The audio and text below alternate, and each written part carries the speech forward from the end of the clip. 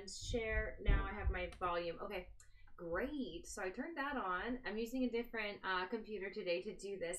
And actually, I'm broadcasting for North Dakota. This is going to be for North Dakota, what's actually we're looking at here, but I'll broaden that and just share much more detail about other places as well. I know Freddie had just already made a third landfall. That information is on my Facebook page for everybody looking for that. And South Pacific will have a cyclone update coming soon.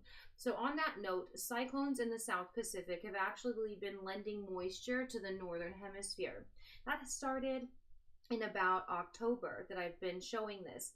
And it doesn't happen all the time. It's not completely rare.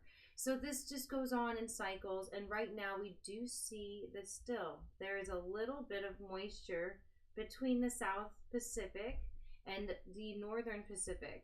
So as we head toward Hawaii, it's still heading that same, other moisture got included in there, but part of that moisture really is coming from the tropics. And what happens is clouds form when we have either maybe air going somewhere from warm to colder, like when it's rising up, that heat, it condenses the molecule.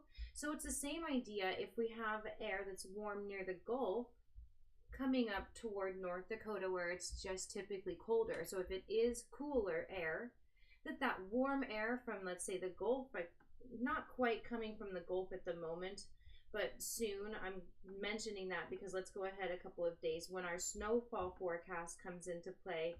Right before that, we will have Gulf moisture. So I'm actually going to toggle this to that point starting on Wednesday, about Wednesday morning, Wednesday afternoon. We start to see another mid-latitude cyclone forming. And so whether or not it gets that large and actually is a synoptic scale cyclone, I'm not 100% sure. I'm 99, I feel like, right now. So this is pretty much one system that's going to be affecting the states here from Wednesday to Thursday and even into Friday. Could be Saturday. I'm really curious what this model might say because, yeah, it is saying that it lags. I do think there's going to be a lag down here from other faraway forces. So it'll kind of push back. But getting back to how much moisture and snowfall North Dakota is going to see between Thursday and Friday has to do with the atmospheric river I just showed colliding with some of this Gulf moisture. And then also remembering that just simply because this air has been coming from somewhere that's more humid, it actually does have a higher capacity for that water molecule. There's a lot of studies about this stuff, so it's hard to get to the specifics, but what I can say is that basically we're going to have that heavier, wetter snow because we can get more moisture out of this kind of stuff compared to that drier air from the north. And if anybody living in North Dakota seeing dry snow versus that heavier wet snow, that's the reason why that's happening, is how much humidity was involved in that. So with all this ability to have that humidity there, this low pressure position has everything to do with how much snow will fall where. If this low pressure is right there, it'll be just like we had seen with Bismarck getting that almost about a foot in a day and then 19 inches. That was about the first week of March, from the 28th to March, must have been 6th. So that affected this area. Now, if this low pressure really does form right here, we'll most likely snow more here. That's also going to have to do with where is the moisture, of course. So looking at that moisture again, I had it over here going really large. We can see once again then some of this is tropical moisture, so it's going to make it snow more, rain more. We have had a record amount of snow in Mammoth, California. 555 inches was reported. I think that was actually from the Palisades right next door. So yeah, and that was out in Tahoe too. Anyway, so that whole area, Tahoe, Mammoth, they're close to each other and they've all been getting records. So here comes more records for them. It's going to get toppled. And after that, depending on how much can ride up over the Rockies and exist as moisture still, if it doesn't get completely squeezed out and dropped out as precipitation in California, some of this is so high in the sky, and I'll go to the upper level winds. Some of that moisture is living way up high, and so it will actually override some of the mountains. And so what we're going to have here on Thursday is when these upper level jets then are all together coming, when they kind of merge like that, we're getting again, more inundation of that higher humidity content. But see, it's kind of skipping part of North Dakota. And I do think that's going to happen. I think that parts of North Dakota will have that low pressure pushing some of this more moist, because it's actually coming from down here, that more humid, moist content, cloud content, as it travels up to North Dakota, will get wrapped in and pushed around. So I'm thinking like 6 inches of snow, maybe up to 8 in some places, mostly because I think this low pressure is going to form a little bit further to the east compared to the other ones that affected all of North Dakota.